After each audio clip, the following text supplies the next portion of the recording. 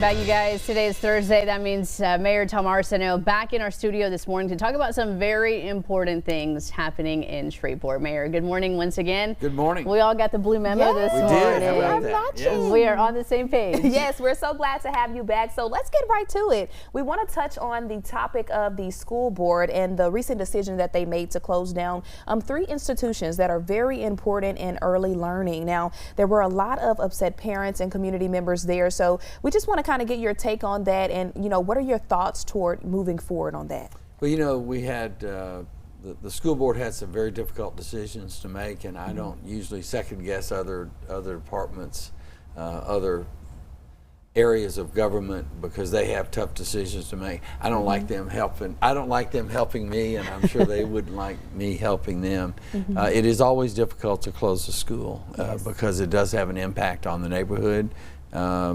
And on the alumni. I mean, it's an emotional decision. So I understand the frustration of the citizens as well, and I just think we have to trust the school board to do what they believe is right. I heard Cade Brumley was in town yesterday, the superintendent of education, state superintendent, and he indicated that he thought the right sizing of the school board, of the school system, was a good thing for ultimately, but exactly how you do that and whose ox gets in the ditch are difficult questions.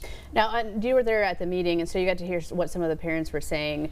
Just how was that for you to kind of hear very emotional testimony from Actually, the parents? I attended the meeting because Jerry Bowman is my friend, and he was being sworn in, and I left after he was sworn in. So I did not hear. I did not hear all the thing. I like I say, we have enough decisions, hard decisions to make, and I have to leave those other hard decisions to the people who were elected to make them. Yeah, we can definitely understand that. Let's talk a little bit about Operation A.S.K.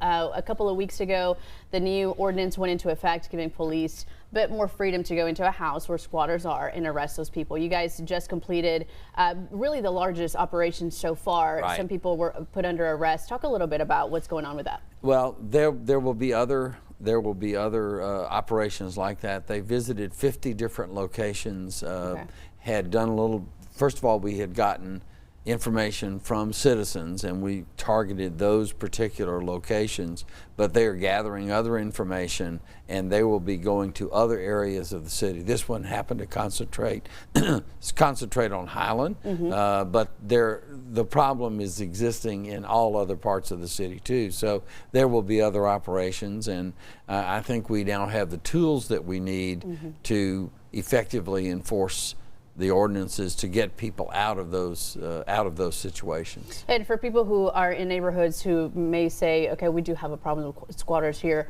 what they need to do is contact police. Yes, 673-7300 and then punch 3.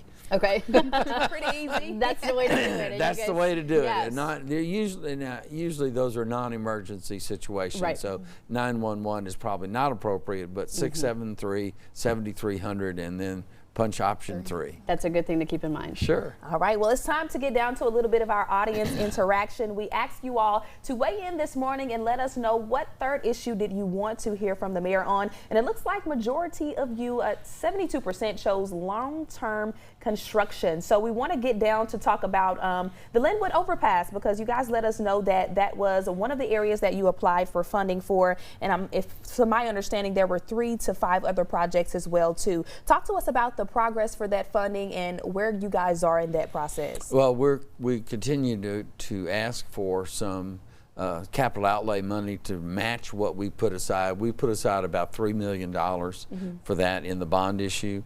It's under design right now. The Linwood Bridge repairs are under design. It's about a $6 million project.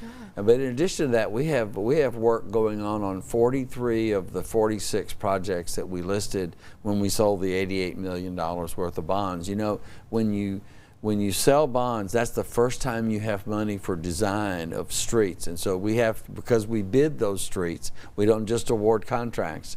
We actually have to have all the specifications, all the surveying, all of that done. And that normally takes close to a year.